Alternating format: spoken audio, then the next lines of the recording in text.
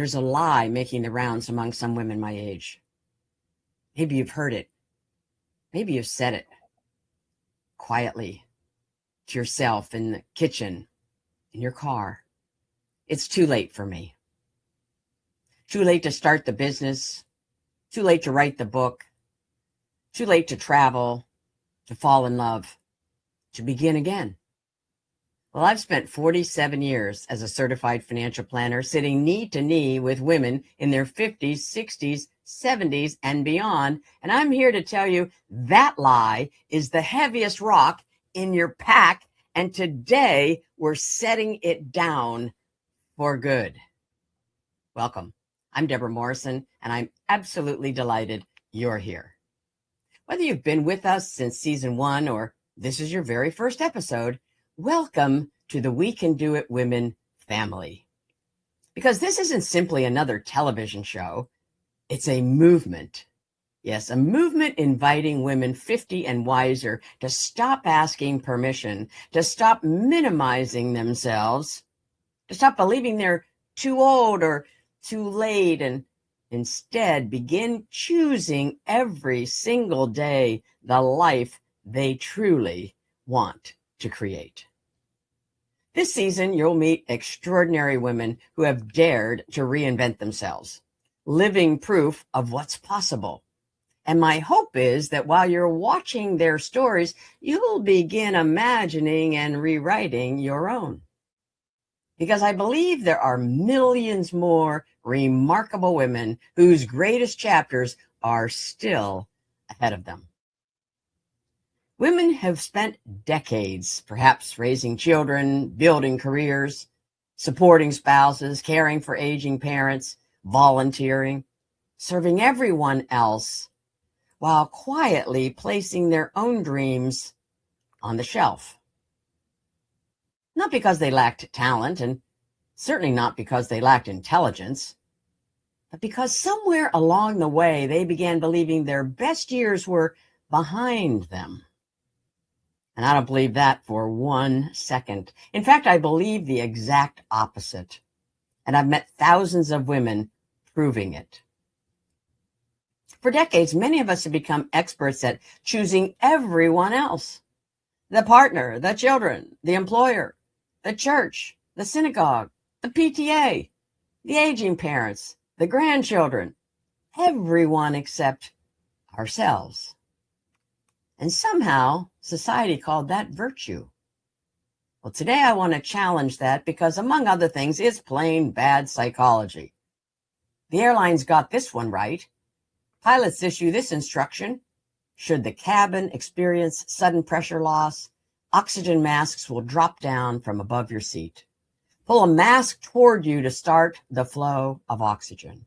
Place the mask over your nose and mouth. Secure the elastic band around your head, then pull the sides to tighten it. Always secure your own mask first before you help others. These instructions ensure we stay conscious during a drop in cabin pressure, as hypoxia sets in after only 15 to 30 seconds at high altitudes. Let's remember that psychology. You deserve joy without guilt. You deserve financial confidence. And yes, I believe confidence can be built at any age. Purpose has no expiration date. And wisdom is one of life's greatest competitive advantages. And yet, maybe you've been waiting until you lose the weight, waiting until retirement, waiting until someone believes in you, waiting until life finally feels safe. But what if the waiting is the very thing keeping you from becoming who you're meant to be? You deserve to pursue that business, write that book, run for office, climb that mountain, paint that picture, start over, or leave what no longer loves you back. Or simply wake up every morning excited about your own life. Because your next chapter doesn't begin when someone gives you permission. It begins when you do. because you are the steward of the only life you'll ever have. And choosing yourself isn't selfish. It's taking radical responsibility for the one life only you can live. As I like to say, at 60, 70, or 80, you're not too late. You're finally qualified. There's a word for what I'm describing, and it's the word this entire season is built around. Agency. Yes. Agency is your ability to choose your life instead of simply reacting to it. It's the moment a woman stops asking, "What do others expect of me?" and starts asking, "What do I choose for myself?" Everything changes after that. You can't control everything that happens to you, but you always, always have the power to choose your next step. And sometimes agency begins with one powerful little word: no. Because until our no is taken seriously, our yes is meaningless. When we come back, 2 stories from my own life that taught me the true cost of waiting. One of them still breaks my heart. Stay right there. Let me introduce you to Debra Morrison. If you're a woman who thinks her best years are behind her, we're here to tell you your best chapter is just beginning. Join the We Can Do It Women Facebook group. It's more than a community, it's a revolution. Reclaim your dreams, master your finances, and unleash your potential. We're just getting started. Join now, and let's make the rest of our lives the best of our lives. We can do it, women. Join us today. Welcome back. Before the break, I promised you 2 stories. Here's the first. When I was a young woman, 11th grade, some friends invited me to drive with them to California. Yes, we were in a church in Pittsburgh, Pennsylvania, raising money for a mission in India. And they were going to drive to California to appeal to churches there. And we were chattering back and forth, and it was very exciting. And they turned to me and said, "Deb, why don't you come?" What? California? No, I can't. I can't do that. The good girl reflex. Other obligations, other people. Surely the farm needed me more in the summer. The next morning, I mentioned it to my mother, fully expecting her to approve of my sensible choice. Yet instead, my mother looked at me and said, "Why didn't you go?" What? Yeah, she said, "I was in church Sunday night and Lois turned to me and said, 'We're driving to California tomorrow. Would you like to help us drive?'" And that's how my mom went to California. Well, that was all the permission I needed and the last time I ever waited for it. And I have loved travel ever since. Now here's the second story, and this one is harder to tell. My maternal grandmother worked doggedly hard her entire life. Decades of labor. Standing, sweat pouring off her brow, ironing fitted sheets. Putting everyone else first. And in all of those years, she took exactly 1 trip for herself. 1 cruise. We all have a print of that photograph of her, my aunt, and cousin on the deck of that ship, posing with the life preserver, sporting the most beatific smile I had ever seen. She loved it. Yet in over just 1 year, she died of pancreatic cancer. 1 cruise. 1. After a lifetime of earning 10 of them, 100 of them. I'll never forget that photograph. And you know what I did with that grief? I stood shoulder to shoulder with my mom as we wept over Grandma in that casket. And I told Grandma how elated I was that she got to experience 1 luxury cruise in her life, even though she deserved far more. And I turned to my mom and I said, Mom, I will take you traveling around the world, and you can experience more joy and travel adventures than Grandma. And I did. At the time, I was selling financial products, winning all expenses paid trips for two. So I took my mom traveling all over the world, snorkeling, eating food she never had to prepare nor clean up, and experiencing the ocean 1,000 feet deep on Grand Caymans. Those trips are among the treasures of my life and hers. And then I stood with clients over the caskets of their spouses, with them uttering how grateful they were to finally go to Hawaii. And another family taking 27 of their family on a luxury Disney vacation. And another couple hot air ballooning over Turkey and Greece, experiencing lifetime rich memories.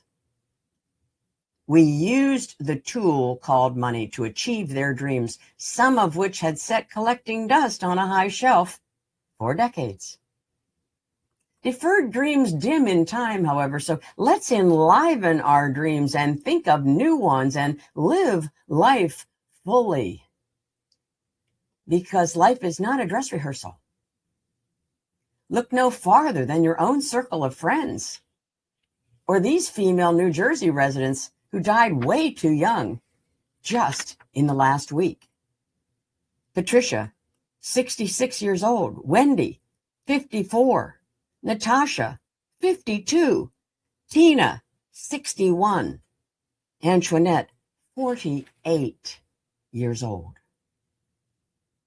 Obituaries full of everything they did for everyone else, and painfully quiet about what they ever did for themselves. So how do we stop waiting? Well, we choose and we act. Yeah, we shed that pack, all that weight we've been hauling up the hill, the tired old stories, the guilt, the perfectionism, the people pleasing, because the hill we can do it, women, is really climbing is choice. And let me remind you what happens when women make that choice at every age. Julia Child didn't publish her first cookbook until she was nearly 50.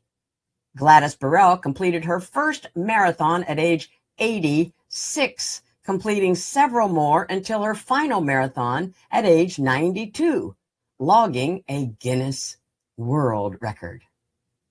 Speaking of Guinness World Records, how about Tao Porchon Lynch, who at age 93 was still teaching yoga? Laura Ingalls Wilder published her first Little House book at 65. Louise Hay launched the publishing empire that changed self-help heading into her 60s. Julia Hurricane Hawkins became a competitive track sprinter at age 100, continued running till her death at age 108. Diana Nyad swam from Cuba to Florida, 110 miles open ocean at 64 on her fifth try, 35 years after her first. And Grandma Moses picked up a paintbrush in her late 70s and became one of Hallmark's most beloved and wealthy artists, with a net worth over $3 million when she died in 1961 at age 101. Too late? There is no such thing. The women who came generations before us, however, didn't get all that chance. As Susan Sarandon put it, her mother's generation didn't have much say over their own lives. We do. What an inheritance, and what a responsibility. My dear late friend, Dr. Susan Jeffers, wrote the landmark book, Feel the Fear and Do It Anyway. And Susan's secret for dissolving fear was one little sentence: whatever happens, I'll handle it. Say that with me now. Whatever happens, I'll handle it. because we don't overcome fear by waiting until we feel fearless. We overcome fear by acting despite our fear. Amelia Earhart said the most difficult thing is simply the decision to act. And Eleanor Roosevelt told us, do one thing every day that scares you. We're going to take a short break, and when we come back, assuming agency as a daily practice. 7 questions that will change how you start your morning. Plus a look at the remarkable women joining us this season. Don't go anywhere. Welcome back. Here's my long-standing philosophy tested across 4 decades of coaching women through grief, financial uncertainty, leadership, and reinvention. Women don't build confidence by waiting until they feel fearless. Women build confidence through intentional choices, which means agency isn't a lightning bolt. It's a daily practice. So every morning, I invite you to ask yourself questions like these. What do I choose today? Where will I invest my time?